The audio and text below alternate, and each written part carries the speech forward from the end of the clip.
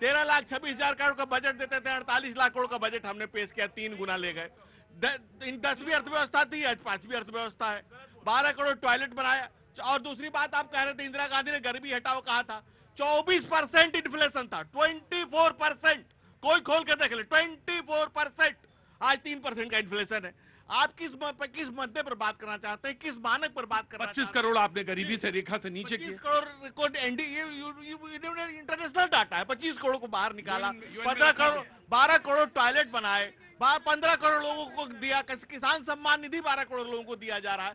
तो मुल्क आज जिस मयार पे जा रहा है, 10वीं अर्थव्यवस्था आज 5वीं अर्थव्यवस्था है, दुनिया में आज भारत का डंका बज रहा है। प्रधानमंत्री नरेंद्र मोदी कहते हैं, वो नहीं कहते हैं कि पंडित नेहरू ने क्या किया, मैंने क्या किया, वो नहीं कहते हैं। वो कहते हैं कि मेरा सम्मान 140 करोड़ भारतीयों का सम्मान है। ये फर्क है कांग्रेस की सोच में और मोदी जी। देखिए, सबसे पहली बात तो इन्होंने जो आंकड़ा दिया 25 करोड़ का, आपने इनको बताया, वो सजेस्ट किया यूएन में जो रखा गया, मैंने वही कहा। लेकिन यूएन में जो हमारे प्रतिनिधि ने रखा, मैंने वही कहा। लेकिन वो इंटरनेशनल ऑर्गेनाइजेशन का आंकड़ा नहीं था। पहली बात मेरे साथी को मैं भारत के प्रतिनिधि ने यूनाइटेड नेशन में रखा, लेकिन जो वो रिसर्च थी, जो रिपोर्ट आई थी, वो किसी भी अंतर्राष्ट्रीय संगठन ने नहीं लेकर आए। जी पहले मैं बिल्कुल, आप चैलेंज कर रहे हैं कुछ चीज। अगर हमारे देश का रिपोर्ट है तो हम अंतर्राष्ट्रीय संगठन के पास क्यों जाएंगे? हम अपने यहाँ से रिसर्च करके देंगे ना। यूनाइटेड नेशन में हमने रखा है। अब देखिए, 1991 में भारत में अर्थव्यवस्था का जो उदारीकरण किया गया, वर्ल्ड जीडीपी का 1.1% था। आज 3.5% है हमारा इकोनॉमी। ये किसने किया? क्या आपके सरकार ने कर दिया? इस सरकार ने नहीं किया है। आज हमारे पास जो फॉरेक्स रिजर्व है 700 बिलियन डॉलर का है।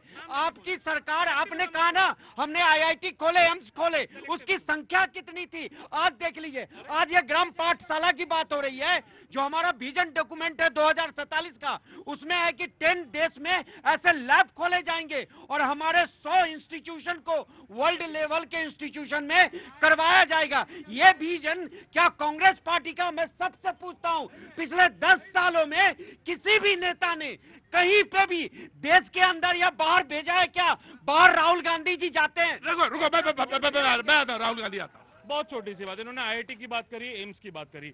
आप भी इसमें मुझे लगता है एग्री करेंगे कि अगर एम्स खुले हैं, लेकिन आज भी जो दिल्ली का एम्स है, जो कि बहुत पहले बन गया था, उसमें सबसे ज्यादा भीड़ आती है। आप भी इस बात से एग्री करेंगे? मैं इसमें एक चीज, मैं तो आपको इनिशियल बोलने को दे दिया। मैं इसमें एक चीज और चाहता हूं, और वो ये कि मैंने पूछा इस बात को कि आखिर ऐसा क्यों है कि पटना के एम्स में या रायपुर के एम्स में क्यों या झज्जर वाले में क्यों नहीं लोग इलाज कराने जाना चाहते? झज्जर का जो एम्स है वो वर्ल्ड क्लास इक्विपमेंट से लैस, ऑन्कोलॉजी डिपार्टमेंट जो मेरा देखा हुआ है, ऑन्कोलॉजी डिपार्टमेंट जो कैंसर का है, वर्ल्ड क्लास है, वर्ल्ड क्लास। नहीं जाना चाहते, क्यों? क्योंकि हमारी मानसिकता में ये बना हुआ है कि ये जो एम्स है ना, यहीं शंकर भगवान बैठे, बाकी कहीं जगह शंकर भगवान नहीं बैठे हैं। ये दिक्कत है, ये मानसिकता को भी तोड़ना। 2047 ऐसे नहीं होगा जब तक मानसिकता का ये ब्लॉकेज नहीं टूटेगा, संभव नहीं। पूरी बात लूंगा मैं, वेरी गुड। इन्होंने कहा गरीबी दूर किया कांग्रेस पार्टी ने। कहां गरीबी दूर किया आपने? आप बताइए, कितने गरीबी दूर कर दिया आपने? तो सिर्फ इस देश को तन्हा और अकेला करके धक्के खाने के लिए मजबूर कर दिया। उसका उदाहरण देखना है तो लाल किले, चौड़ी बाजार, सदर बाजार में चले जाइए। बड़े बड़े पढ़े लिखे लोग चांदनी, सोनिया विहार, करावल नगर, भजनपुरा से साइकिल लेकर के 15,000 की नौकरी कर रहे हैं प्राइवेट। पढ़े लिखे, ग्रेजुएशन किए हुए लोग, और एक कहते हैं हमने लक्ष्य लेकर के चला। आपका लक्ष्य सिर्फ बांटने का था। आपने एक बार बांट दिया, दूसरा लक्ष्य बांटने का था और उसी पर आप चल रहे थे। ये तो 2014 में एक ऐसा आदमी आया जिसने चिल्ला चिल्ला करके जनता के अंदर कहा कि अब इनके पास कोई मुद्दा नहीं बचा, कि अब काहे में बांटे, भाषा में बांटे, जाति में बांटे, किस बात पर बांटे। जनता के समझ में आया और मोदी जी ने जो कहा था, इसी को कहते हैं नया भारत। शुरुआत हो चुकी है इसका। 2047 तक रिजल्ट देखोगे आप तो समझ में आएगा कि भारत आज विश्व गुरु बन। 2047 हम रहे न रहे, हम रहे न रहे या कोई फर्क नहीं पड़ता, लेकिन मेरा मुल्क रहेगा।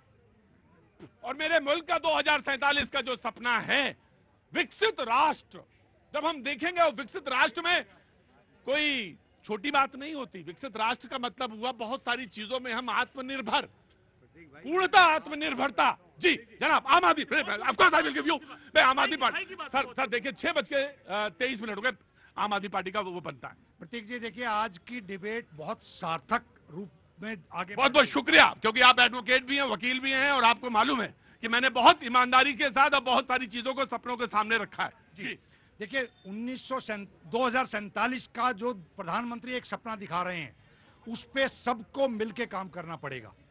और सबको मिलने के लिए जिस तरीके से हमारे अभी साथियों ने ग्राम पाठशाला का एक मिशन शुरू किया है, इसी तरीके से इस देश में लाखों लोग इस तरह के मिशन में जुड़े हुए हैं किसी न किसी रूप में। और मेरे को अपना याद आ रहा है, मैं गांव में पैदा हुआ था, हमारे बुजुर्गों ने संस्था बना के सरकारी स्कूल और संस्था के स्कूल बनाए थे, लेकिन सरकारों ने क्या किया, उनको बंद करके और कौन से स्कूल लेकर आए, कौन से हॉस्पिटल्स लेके आए जो प्राइवेट है। ये अनफॉर्चुनेट है, इस देश के अंदर एजुकेशन और हेल्थ पे सरकारें काम नहीं कर रही हैं। सरकारों को काम ईमानदारी से करना पड़ेगा, और कब करना पड़ेगा, तब ये प्राइवेट बिजनेस बंद होगा।